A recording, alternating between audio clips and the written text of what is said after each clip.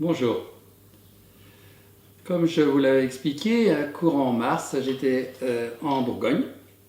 Et donc je me suis rendu notamment au domaine Huguenot, qui est à Marsanais. Ça va être l'occasion de vous parler un peu plus en détail de cette appellation qui finalement est relativement récente, 1987.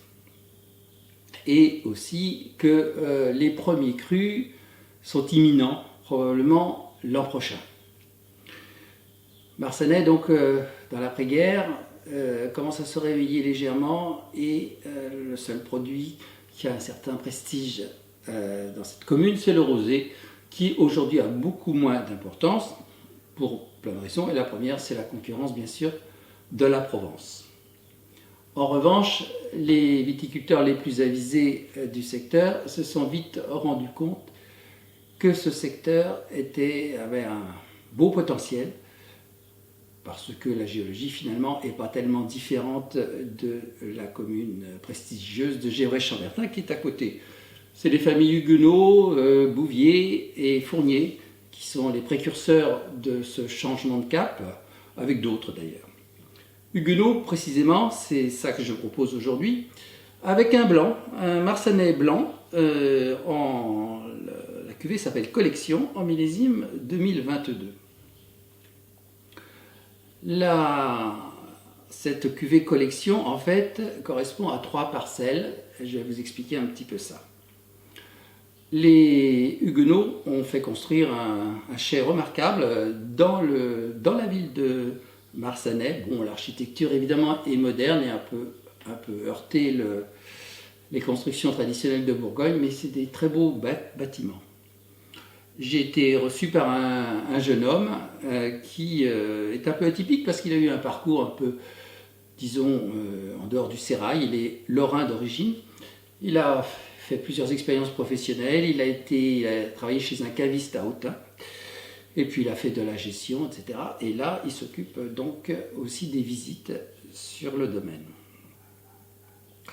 C'est toujours intéressant de discuter avec des gens qui sont un peu, comment dire, pas du sérail, parce qu'ils ont souvent une vision plus large et un peu moins esprit de clocher, et je trouve ça très agréable.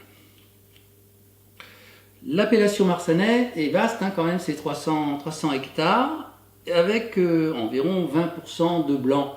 Je crois que dans une vidéo, je vous avais dit que c'était moitié-moitié, mais non, les blancs sont quand même pas aussi importants en surface, 20%. Il y aura des premiers crus, il y en a 14 qui sont sur la starting block si vous voulez, et il y aura notamment des blancs. Le vignoble lui-même, eh bien, sa physionomie est assez classique en Côte de Nuit, c'est des suites de petites collines qui se développent nord-sud. Et puis en est-ouest, il y a des combes qui séparent donc la géologie en plusieurs unités. Ces combes, il y en a même jusqu'à 4 sur Marsanais. En réalité, l'appellation Marsanais recoupe 3 communes.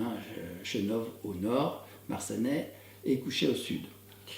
Et donc ces combes sont sur un axe perpendiculaire, disons ouest-est, et modifient un petit peu, si vous voulez, les sols, parce que ces combes, au fil des siècles, constituent ce qu'on appelle des cônes de déjection, c'est-à-dire qu'au fil de l'érosion, elles accumulent au fond des sédiments et des argiles, ce qui peut être l'occasion, par exemple, de faire des vins blancs intéressants, avec la fraîcheur des combes, et c'est cette argile qui donne souvent au chardonnay des vins de plus d'ampleur.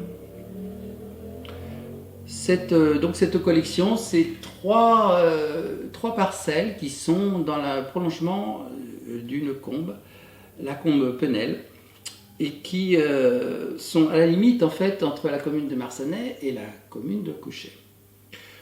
Pourquoi un assemblage de 3 parcelles ? En Bourgogne, la première motivation, c'est de faire un volume suffisant, parce que si on fait des cuvées parcellaires, on n'a finalement que 300 ou 400 bouteilles, et commercialement, ce n'est pas tellement intéressant. Donc, on va assembler quelques petites parcelles, et comme ça, on va pouvoir répondre à la demande. Il faut quand même expliquer comment s'est passée la demande en premier cru. Donc l'appellation elle-même, 1987, et le dossier de premier cru a été déposé il y a fort longtemps, en 2011. Donc vous vous rendez compte, ça va bientôt faire 15 ans. On suppose qu'il y a eu quand même quelques dissensions et complications administratives, d'autant plus qu'au fil des années, peut-être les inspecteurs de l'INAO ont voulu regoûter les nouveaux millésimes pour voir si la liste de ces premiers crus était pertinente. Bref, en 2005, l'ODG, c'est-à-dire les syndicats si vous voulez, l'ODG marsanais contacte Françoise Vanier, qui est une géologue qui commence à faire parler d'elle pour sa connaissance très fine des terroirs de Bourgogne. Elle va donc faire tout un travail remarquable qui va donner à ce dossier une réelle valeur. Et il faut dire que cette dame a développé une société qui s'appelle Adama et qui a une grande expertise sur les terroirs.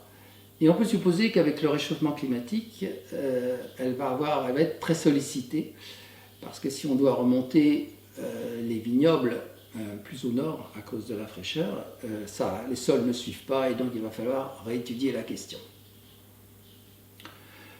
Donc ce dossier, normalement, est validé l'an prochain. Nous allons donc goûter ce Marsanais blanc. Bien sûr, c'est un vin jeune. Il va avoir sur ses 3 ans. Mais il devrait être très agréable.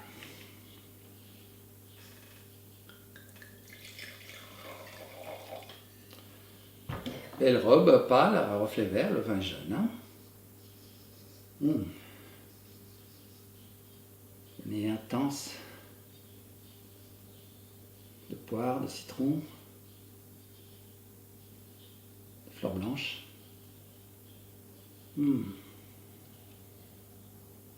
J'y verrai même des notes d'anis. Des notes un peu aussi douces, un peu sucrées. Des fruits exotiques, alors lequel là? Je cale un peu. Peut-être une petite note fine d'ananas. Très très joli.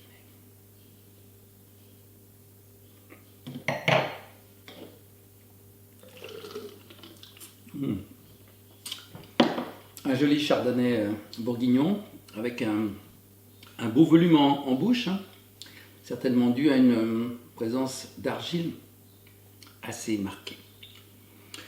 C'est une appellation qu'il ne faut pas négliger en rouge comme en blanc. Et puis les prix, pour l'instant en tout cas, sont vraiment intéressants. Ça, j'ai payé ça 24 €. C'est très bien placé.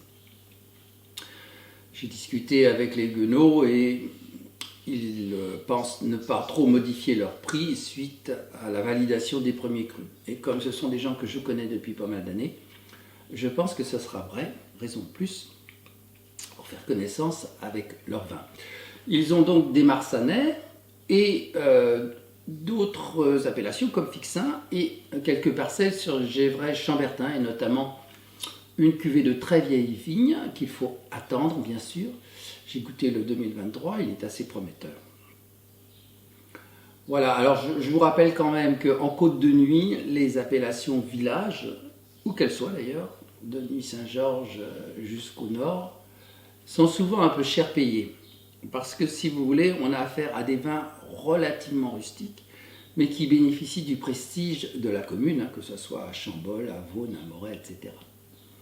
Donc je trouve qu'ils sont souvent pas très bien placés et qu'à prix égal, il vaut mieux aller voir en Côte de Beaune.